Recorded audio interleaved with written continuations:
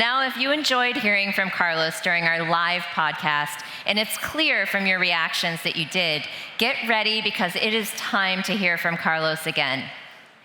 Carlos has been at the forefront of shaping the next generation of product leaders, and today he's here to share his invaluable insights on a topic that couldn't be more timely: product transformation trends in 2025. It is always a pleasure to learn from Carlos, so let's join together in giving Carlos the warmest ProductCon welcome we can.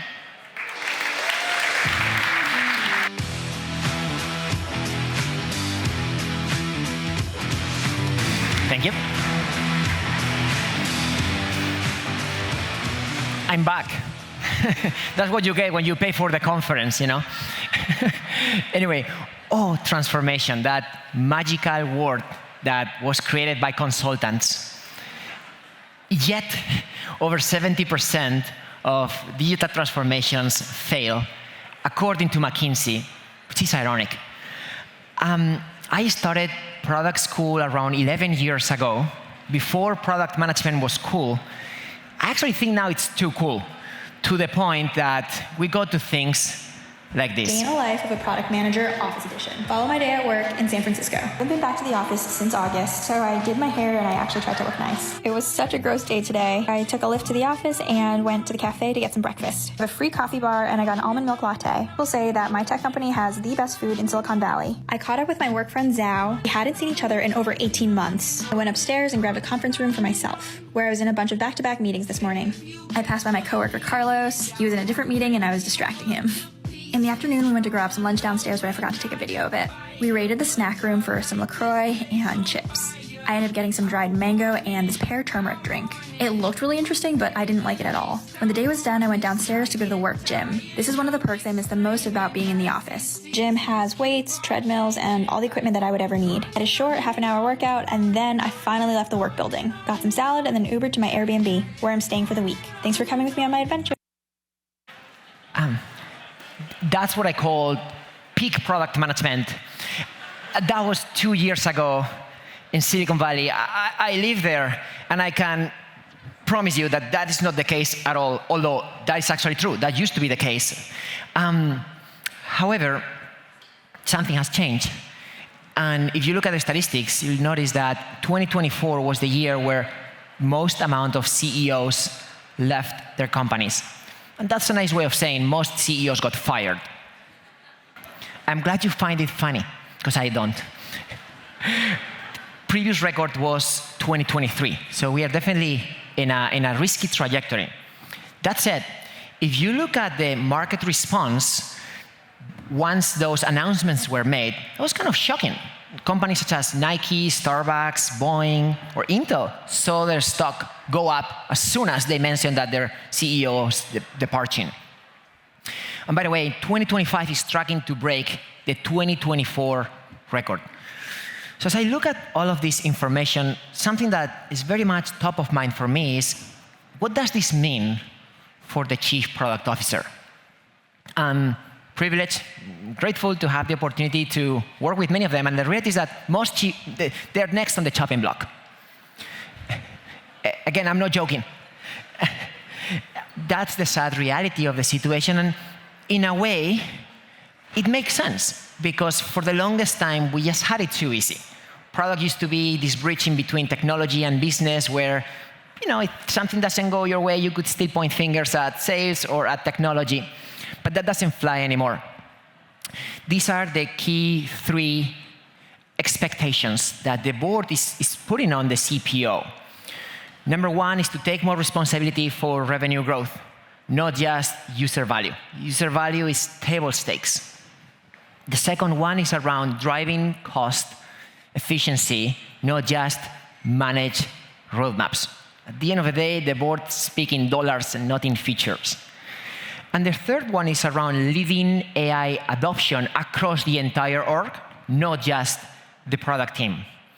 So my intention with this presentation is to unpack each of those 3 themes and show you very specific tactics that we are implementing in some of our clients. We've been working with very large brands. A lot of them are being represented here in the room, mostly across financial services and healthcare. And we've identified specific things that are helping those organizations not just build better products, but to actually drive better outcomes for the entire business. The other source of inspiration for me is the conversations that I have with many chief product officers. Some of them are publicly on the podcast. We just had a live podcast session here at ProductCon New York. I have many other conversations behind closed doors at either executive dinners or in one-on-one. And for obvious reasons, I cannot publish everything, but I'm going to try to distill some of those insights. So hopefully you can leave the room with very specific initiatives that you could take for your company. I don't expect you to take them all at face value. I expect you to find ways to adjust them to your context. Here we go. So let's look at the first theme, which is around driving more revenue growth and taking accountability for that. The first one is something that it should have happened earlier, to be honest. Strategic initiative. This is something that, again, consultants love. They create this framework with quadrants.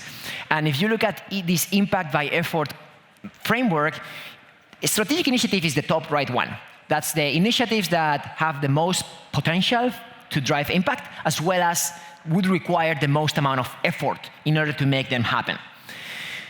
But we're not thinking in years anymore, even for large enterprises. We're thinking quarters, maybe months. So the key here is to break down those strategic initiatives into quicker wins or kills. And the best way to do that is through experimentation. We're seeing more and more companies de-scoping R&D initiatives and trying to demystify what a strategic initiative means, because in many organizations it means pet project for the CEO.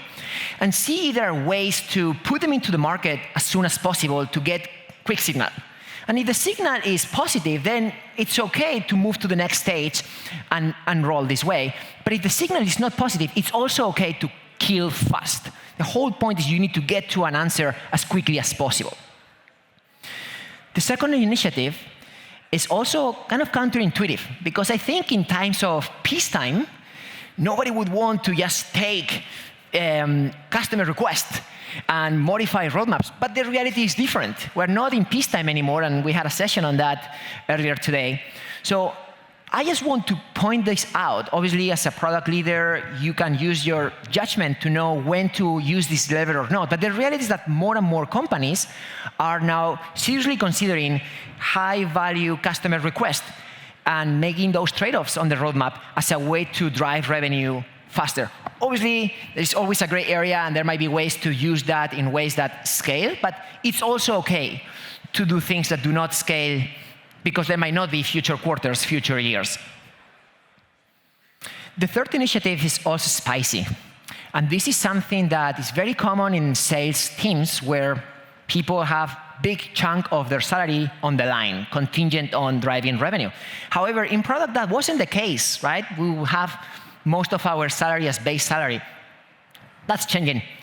And we are seeing how some world-class organizations are trying to align incentives with go-to-market teams where a portion of that salary, let's call it 15 to 25%, can be variable, contingent on achieving results. And I'm just showing an example here where there might be still some variables within the variable component, right? So obviously, driving revenue is a clear one, but customer satisfaction as well as customer retention metrics are also important. The whole point here is to put enough skin in the game so the product team is incentivized the same way that go-to-market teams are. This wraps up the first theme around revenue growth. I'm going to switch gears to talk about specific tactics that we are seeing are working to help product teams drive costs down. The first one is around org consolidation. We had a talk this morning about how VPs of product are also becoming GMs, or at least acting like GMs, regardless of the title. We're seeing this happen more and more. Highest ranked product person in the organization is taking over as CPTO to better consolidate product and technology, and or GM to better own the P&L of the business. And I always like to use this visual. We call it the value stick. It was created by a professor at the Harvard Business School, because I think it simplifies that as a product leader, yes, you have one lever, which is the willingness to pay. Basically, if you're able to create a higher value perception, you always have more margin to capture part of that value for your business through pricing. But if you look at the bottom end of the stick, you'll notice that the cost is also critical. And the expectation is that now product leaders are looking at that as well as a lever to drive business results. So it's not so much about just the willingness to pay, but it's also about the margin and how we can manage the lower end of the stick. The second tactic is that the org charts are not just being consolidated between tech, business, and product. We're also seeing how the expectation is that they are also wider. We are expecting the product teams to have a larger influence over the pre-development as well as the post-development phase. Back in the day, it was okay to have a user research team or a data team that would do all of this pre-work, right, and would send things over the fence for product to build. Product was mostly considered a tech center or a cost center. Now it's considered a revenue generator. So in order to truly become a revenue generator, we're expecting the product teams to own the entire life cycle, including the pre-development phase, which is basically user research and data analytics that influence what we're building. And then as you look at the next piece, which is the delivery or go-to-market, that's another critical component. I'm not saying that every single org design should put the CPO to own absolutely everything. That's more for you to decide. But what I'm saying is that we are seeing more consolidation and closer gaps in between what used to be called technology and business, and the role of the CPO is now owning that. And the third and last piece around driving costs down is what I call tool consolidation. I'm sure you've gone through this motion at some point, at least once a year, where you're looking at the SaaS tools that are being used by your teams. And it's like, oh my God, there's so many SaaS tools here. How many people are actually using them? Why do we have this multi-year agreement that someone signed and whatnot? Well, back in the day, there wasn't even a category for product tech. In fact, most of the sponsors that we have at the Expo Hall didn't start as a company to serve product teams. They will start as a company to serve maybe marketing teams or design teams. And as the role of product became more relevant, they started serving the product persona, the product team. And now we have an entire category called product tech.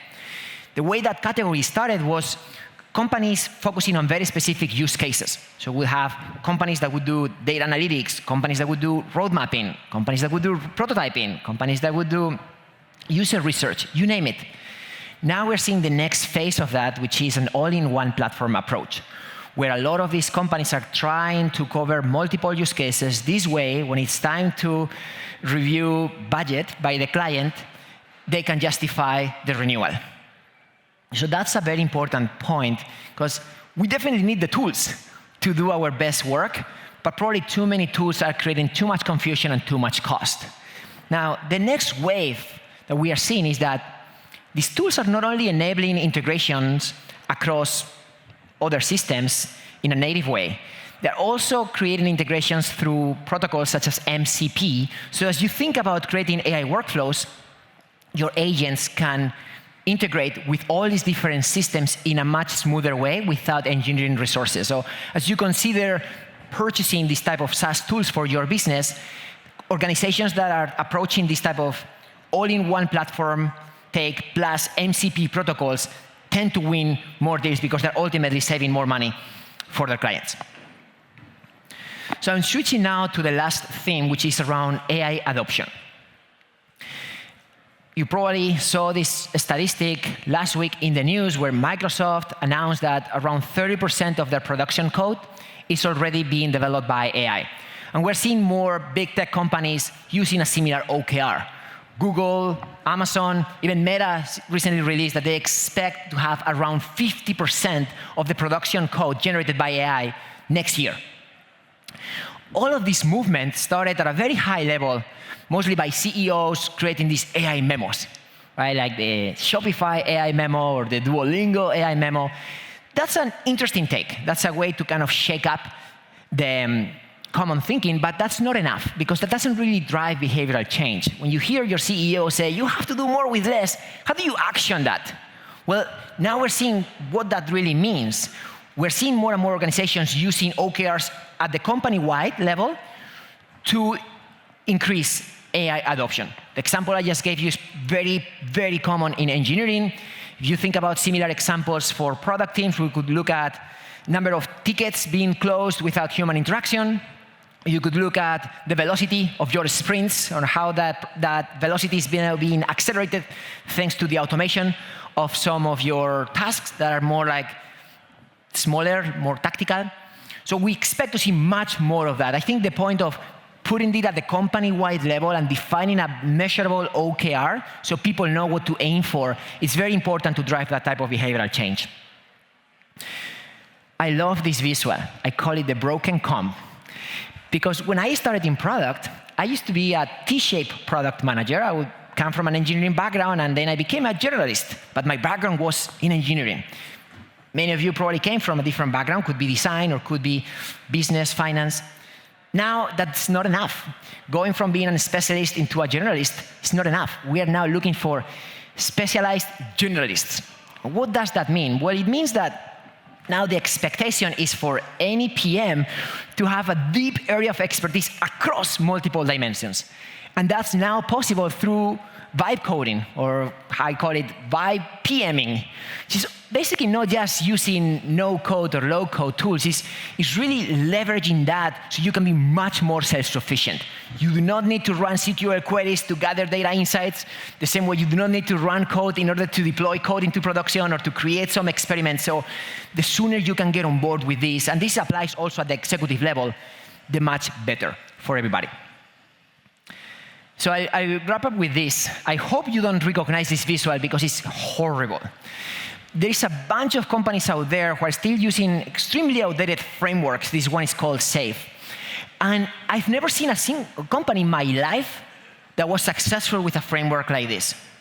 So thanks to AI, and not just AI, I would say common sense, we are able to simplify much more of these type of processes. Yes, we do need some governance and structure, but it has to be looser. There has to be more speed, because we do not know. And if we spend so much time creating the meeting for the meeting and the process for the process, then we'll never get to ship absolutely anything. So simplifying ways of working is another key tactic that we see that is helping companies increase their AI adoption rate. So this is what I wanted to share in summary, the 3 key themes that are expected by the board for CPOs: increase or take more accountability for revenue growth, not just focus on the user value; decrease cost meaningfully, not just manage roadmaps; and lead the AI adoption for the entire org, not just the product team. This is a big task, but it comes with the territory. I think that's a fair ask. As we grab this presentation, I just want to remind myself of something, which is any product transformation is more about people than product. And if people are not on board with these type of changes, even if there is CEO support, it's probably not going to work. And what I've noticed is that the 2 most common emotions that people feel at the workplace are anger and fear. So if anger and fear are leading the behavior of our teams, it's going to be very hard for them to get on board with change. Just think about it.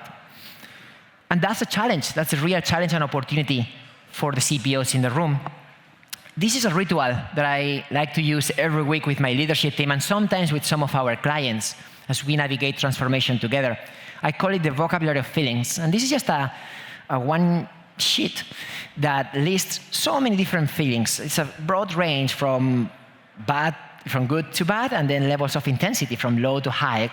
And I'll be happy to share a copy with anybody interested. Just ping me on LinkedIn. The idea with this is to start every meeting by scanning the room and letting people share 1 or 2 feeling words. I don't expect everybody to share good feeling words, to say, I'm excited, or I'm feeling great. It's more about creating that human connection and recognizing that we can't always be up, and that's okay, because the real transformations are an iteration, and they always take more time than expected. In fact, I don't think they ever end. Like any good product never really ends. So we're happy to help with your product transformation needs. And as I said, feel free to ping me on LinkedIn or connect with us on the website. I'll be happy to discuss with you. Thank you so much.